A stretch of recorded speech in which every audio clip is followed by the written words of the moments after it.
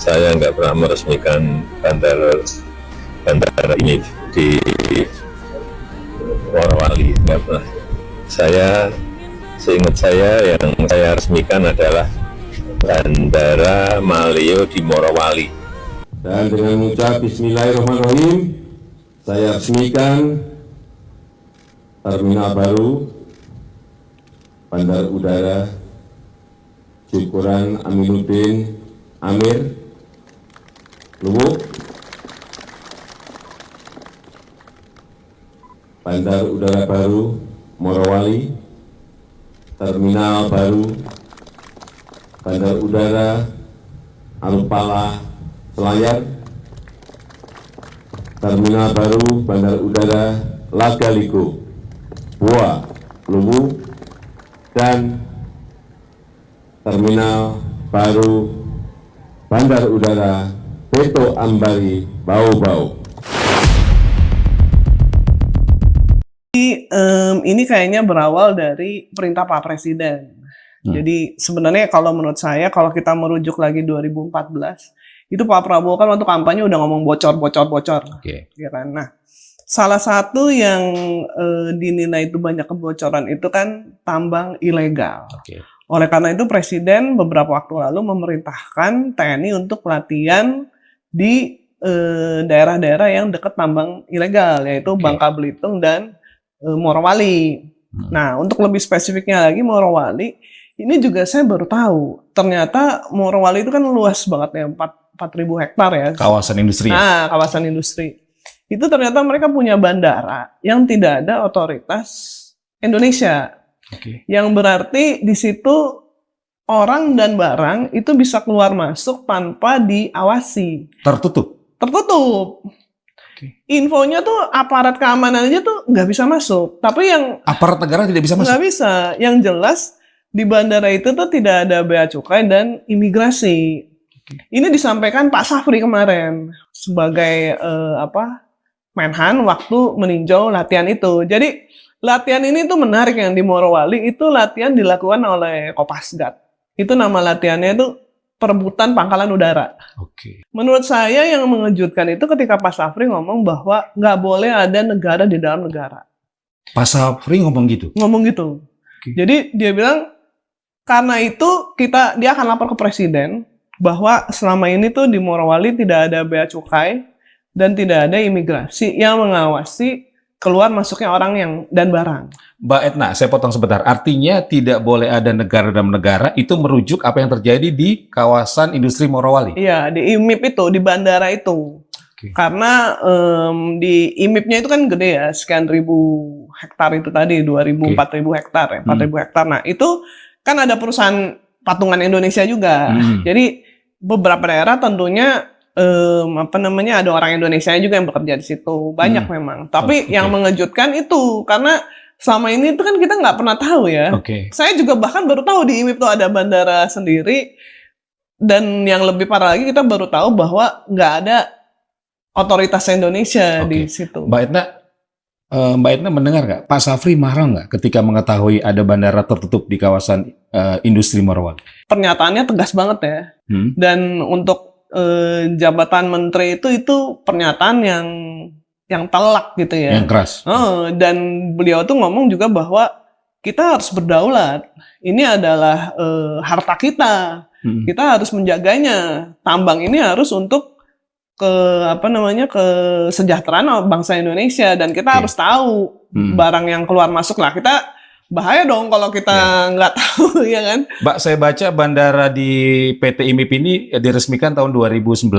Artinya sudah berlangsung cukup lama. Cukup lama berarti. Dan selama itu tidak ada aparat negara di situ. Nah, itu yang kita pertanyakan ya. Iya nggak sih? Karena kan ada Pemda, ya kan?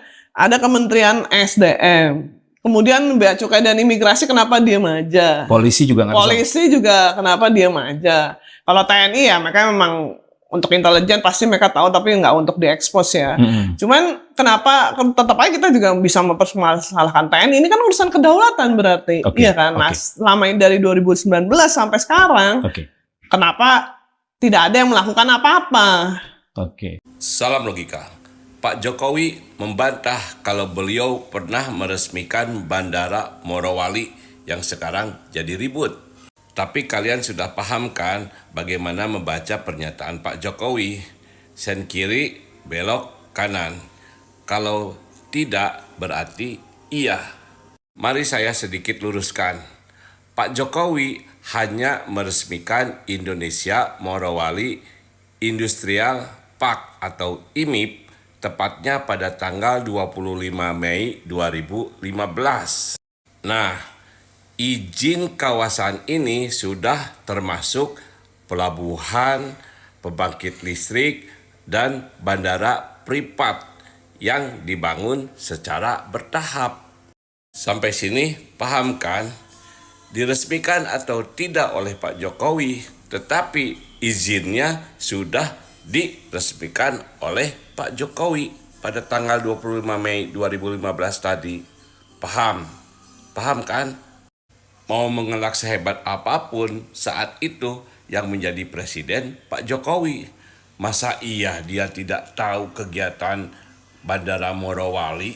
Isu Bandara Morowali kembali ramai. Muncul narasi seolah-olah ada bandara ilegal yang diresmikan oleh Jokowi. Lalu dikaitkan dengan istilah sensasional. Negara dalam negara. Kita harus luruskan sejak awal. Polemik ini bermula dari temuan bandara swasta di kawasan industri IMIP yang beroperasi tanpa kehadiran penuh dari aparat negara seperti Bea Cukai dan imigrasi. Dan ini memang harus dievaluasi secara serius oleh otoritas terkait. Namun kemudian isu ini dibelokkan. Di media sosial muncul klaim bahwa Bandara Morowali yang diresmikan Jokowi adalah bandara ilegal. Narasi ini viral, menyebar cepat, dan menyeret nama Jokowi. Padahal faktanya sederhana. Di Morowali ada dua bandara berbeda. Satu bandara swasta milik kawasan industri, dan satu bandara umum milik negara. Yang diresmikan Jokowi bukan bandara swasta. Yang diresmikan Jokowi pada 23 Desember 2018 adalah Bandara Morowali milik pemerintah. Dan ini tercatat resmi di Sekretariat Kabinet. Jadi masalahnya bukan pada siapa yang meresmikan. Masalahnya ada pada pengelolaan dan pengawasan bandara swasta yang seharusnya menjadi tanggung jawab pengelola dan otoritas teknis. Mengaitkan isu ini ke Jokowi adalah salah satu contoh politik persepsi, penggiringan opini sesat. Yang disalahkan bukan pengelola dan pengawas, tapi simbol negara. Dari sinilah kita bisa melihat polanya. Isu lama yang digoreng, fakta yang dibungkam, lalu tuduhan liar diarahkan ke Jokowi. Tapi sejarah tidak bekerja dengan framing. Sejarah bekerja dengan fakta. Dan faktanya Jokowi tidak meresmikan bandara ilegal. Mereka yang menuduh Jokowi bukan mencari kebenaran. Yang mereka cari adalah kegaduhan untuk merusak citra Jokowi.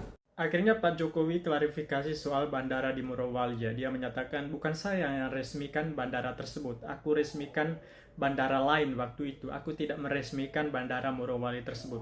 Mungkin bisa ditanyakan pada presiden lain, itu yang dikatakan oleh Pak Jokowi.